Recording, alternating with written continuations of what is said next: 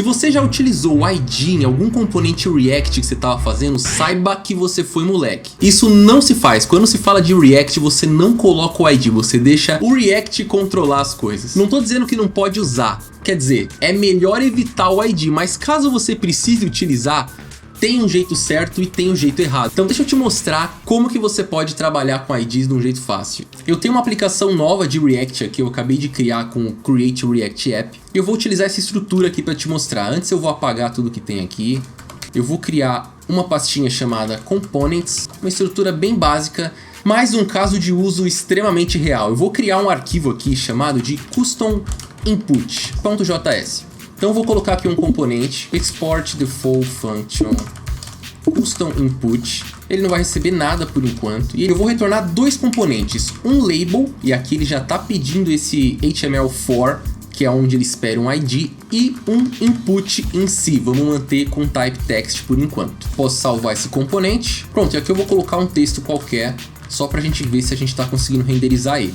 Agora eu vou importar esse custom input e vou utilizar ele aqui dentro do header só para ele ficar centralizadinho na página. E esse é o nosso componente, nada mais do que um label e um input em si para que você possa digitar. Agora, se eu estou construindo um formulário aqui, faria sentido que esse input ele fosse recebido como um parâmetro, onde eu pudesse configurar esse custom input com o label que eu quiser. Então vamos fazer isso daqui, recebendo agora o label aqui em cima e colocando ela como texto aqui embaixo. Ok, não estamos passando nada ainda, deixa eu fechar essa barrinha. E agora eu posso passar um valor de label aqui para o meu componente. Vamos supor, vamos começar com o nome.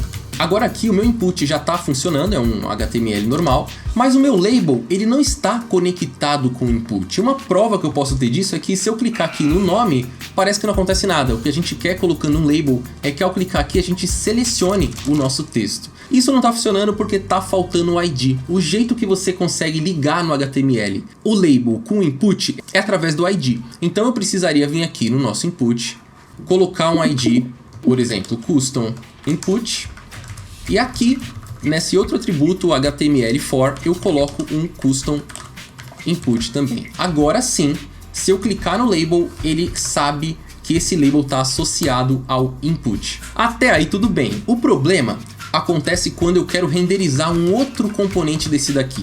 O React ele é todo reutilizável, né? Você precisa criar componentes para que você possa utilizar em outros momentos da sua aplicação, em outras partes, alterando pouca coisa. No caso aqui eu estou construindo um formulário, então eu já tenho um componente de input e vou passar agora um outro. Vamos supor que eu queira o e-mail. Vou colocar um BRzinho aqui só para separar. Vamos ver como é que tá. Se eu clicar no nome, tá funcionando, beleza, eu consigo digitar aqui. Se eu clicar no e-mail, ele está selecionando o nome também, ele não está selecionando o e-mail.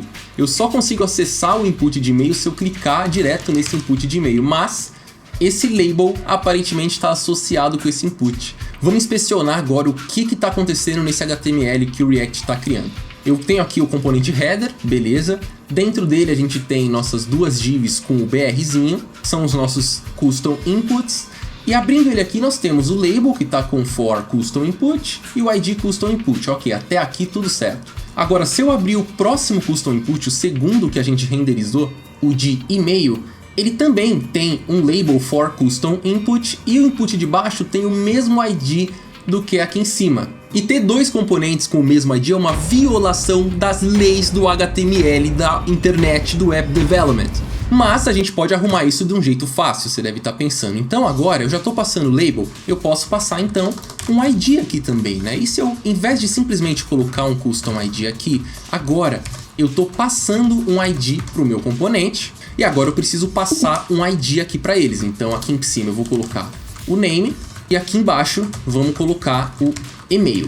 Salvei, vamos ver que agora deve estar tudo funcionando, porque cada um tem o seu ID bonitinho. Se a gente olhar no HTML, de fato, o de cima aqui tem o name e aqui o e-mail. Agora tá tudo bem, pelo menos a gente não tem mais IDs repetidos aqui no nosso HTML. Mas ainda assim, vamos pensar um pouco nesse nosso código aqui. Você tá achando isso aqui bonito? Quer dizer, a gente tá passando um ID pro nosso custom input e esse cara ele não tá mais tão autossuficiente, ele não tá mais um componente tão encapsulado, onde ele possa funcionar por ele próprio. A gente ainda precisa meio que controlar isso lá atrás, e dependendo da complexidade dos formulários que você desenvolve na sua aplicação, é uma coisa a mais para você manter, e você não está utilizando esse ID aqui para nada, ele é simplesmente uma configuração que ele vai ser utilizado internamente no nosso Custom Input. Legal seria que ele pudesse gerenciar os próprios IDs a cada vez que a gente crie um componente, e a gente não precisasse se preocupar de maneira nenhuma com o ID de fora dessa aplicação. E é para isso que o React criou a função UseID, para que eu possa vir aqui e fazer exatamente isso que a gente está buscando. Agora eu não vou precisar mais passar o ID, mas aqui, em vez de receber um ID, eu vou importar aqui do React o hook UseID. E agora eu posso criar o meu próprio ID de cada instância do nosso componente utilizando esse hook. Agora a gente conseguiu exatamente o que a gente queria buscar. Se eu clicar aqui no nome, a gente tem aqui associado, e o e-mail também está associado, tudo certinho. Se eu criar um terceiro aqui ainda, colocar fone, por exemplo, ele já está funcionando bonitinho, sem eu ter que me preocupar em cuidar dessa parte de IDs. E a gente pode ver aqui no HTML como que o React está fazendo isso. E olha só, ele criou um ID aqui, um R1 entre 2 pontos, aqui embaixo está o R3 e aqui o R5. Me pergunto se ele está pulando de um em um pelo aquele negócio que o React renderiza 2 vezes para ter certeza que está tudo certo nos seus componentes em modo de desenvolvimento. Mas isso pode ser assunto para um outro vídeo. E agora então, sempre que você precisar utilizar o ID, você vai fazer dessa forma aqui, porque dessa forma não tem como dar errado. E um outro motivo muito importante para utilizar ID numa aplicação React tem a ver com acessibilidade e aqueles programinhas, aqueles browsers readers que leem o seu HTML de uma outra forma para quem não pode ver o que você desenvolveu. Por exemplo, com esse atributo chamado AreaDescribedBy, que você utiliza para sinalizar para um leitor de browser que o que você está colocando, aquele input, ele tem uma descrição. E aí você associa essa descrição através desse AreaDescribedBy. E olha isso funcionando na prática. É um vídeo que eu achei na página do React. Tá aqui justamente na documentação do UseID.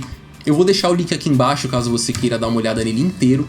Mas aqui ele está testando de um browser desse que vai ler o seu HTML e transformar em palavras para quem só vai poder interpretar o seu conteúdo através da audição. Aqui a gente tem esse HTML que nada mais é do que um label, tem um for aqui ele está utilizando o ID.